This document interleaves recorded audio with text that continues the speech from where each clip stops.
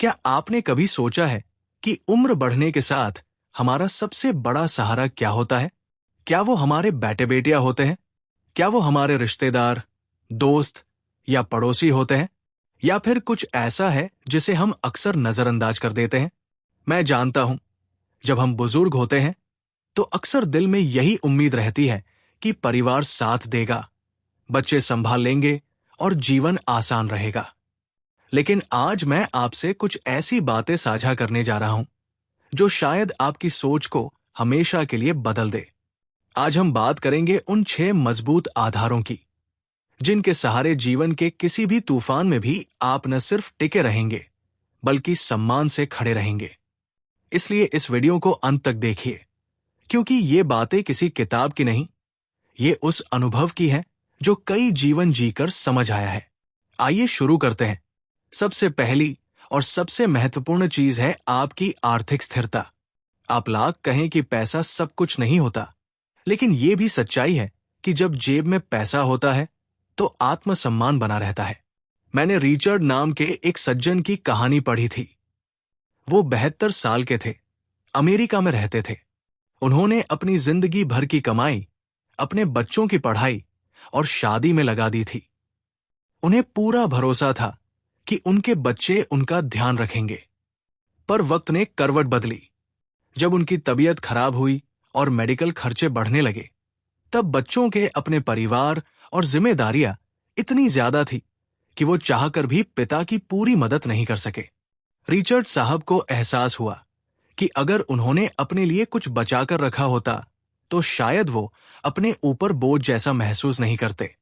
यही वजह है कि हम सभी को समय रहते समझना चाहिए कि अपनी खुद की बचत, पेंशन और आमदनी के छोटे मोटे स्रोत हमेशा तैयार रखने चाहिए, ताकि जरूरत पड़ने पर हमें किसी के आगे हाथ न फैलाना पड़े।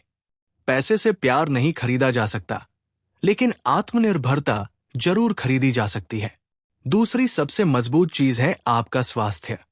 शरीर साथ है तो सब कुछ है, वरना पैसा, परिवार, सपने सब बेकार हो जाते हैं। कैलाश जी को मैं जानता हूं। जब वो 50 के दशक में थे तो कहते थे, अभी तो टाइम है, आराम से बाद में चलना फिरना शुरू करेंगे, अभी बच्चों को बड़ा करना है। और देखते ही देखते 60 का दशक आ गया। घुटनों में दर्द, सांस फूलना, शुगर, ब्लड प्रेशर सब धीरे धीरे शुरू हो गया। उन्होंने कभी व्यायाम की आदत नहीं डाली थी। बच्चे भी अपने कामों में व्यस्त थे। रोज डॉक्टर के पास ले जाना किसी के लिए आसान नहीं था। वो कई बार कहते, काश मैंने अपने शरीर का ख्याल पहले रखा होता। इसीलिए मैं कहता हूं कि शरीर की जिम्मेदारी सिर्फ आपकी है। रोज की थोड़ी सी मेहनत, जैसे कि हल्का वॉक करना, थोड़ी स्ट्रेचिंग, ध्यान रखना कि क्या खा रहे हैं, ये छोटे छोटे काम आपको लंबे समय तक स्वस्थ रख सकते हैं। क्योंकि अगर आप खुद को स्वस्थ रखेंगे, तभी आप दूसरों के लिए भी उपयोगी रह पाएंगे, वरना आप भी मजबूरी में दूसरों पर निर्भर हो जाएंगे, जो शायद आप नहीं चाहेंगे। तीसरी बात है आपका सामाजिक दायरा। जैसे जैसे उम्र बढ़ती है, हमारे दोस्त बिखर जाते हैं, रिश्तेदार व्यस्त हो जाते हैं और बच्चे अपनी अपनी दुनिया में रम जाते हैं। तब अकेलापन धीरे धीरे दिल में घर करने लगता है। सुशीला जी की कहानी मेरे ज़हन में आज भी ताजा है। वो कहती थी कि जब उनके दोनों बेटे शादी करके दूसरे शहर चले गए तो शुरुआत में बहुत बुरा लगा। ऐसा लगा कि जिंदगी अब खत्म हो गई है। फिर एक दिन उन्होंने पुराने दोस्तों को फोन किया, कॉल किया और धीरे धीरे अपने पुराने शौक, सिलाई, बुनाई, संगीत क्लास जैसी चीजों में मन लगाना शुरू किया। वो नजदीक के कम्युनिटी क्लब में शामिल हो गई और आज उनकी दिनचर्या इतनी रंगीन है कि उन्हें अब अकेलापन छू तक नहीं सकता।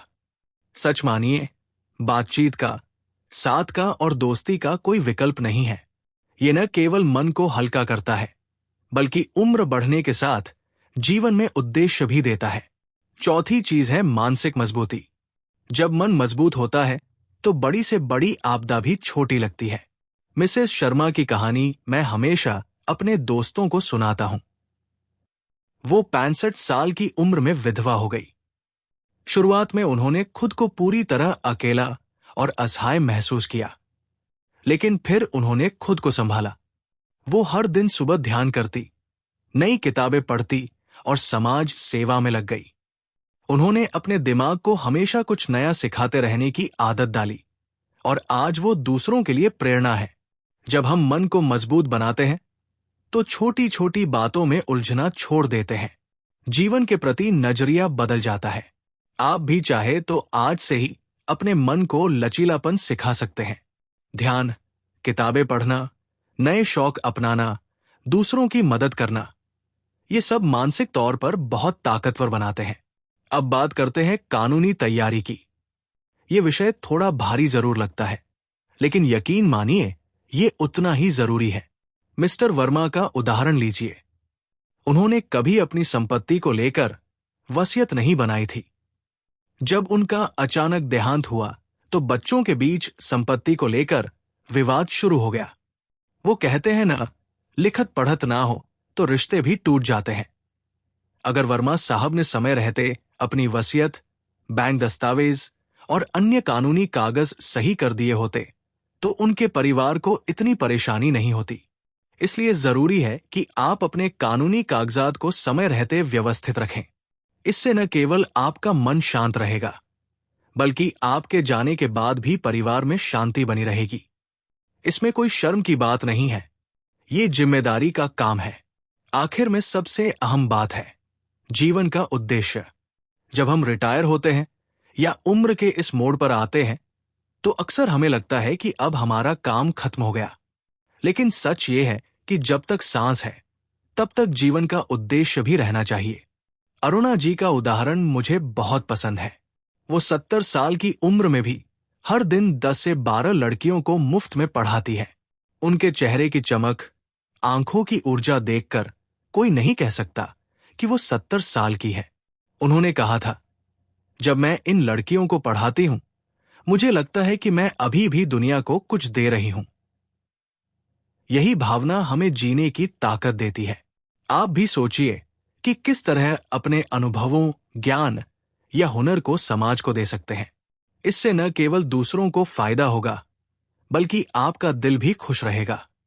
तो दोस्तों, आपने देखा कि जीवन के इन 6 आधारों को अगर मजबूत कर लिया जाए तो उम्र चाहे जितनी भी हो, आप कभी अकेले महसूस नहीं करेंगे, कभी बेबस नहीं होंगे और कभी दूसरों पर निर्भर नहीं रहेंगे।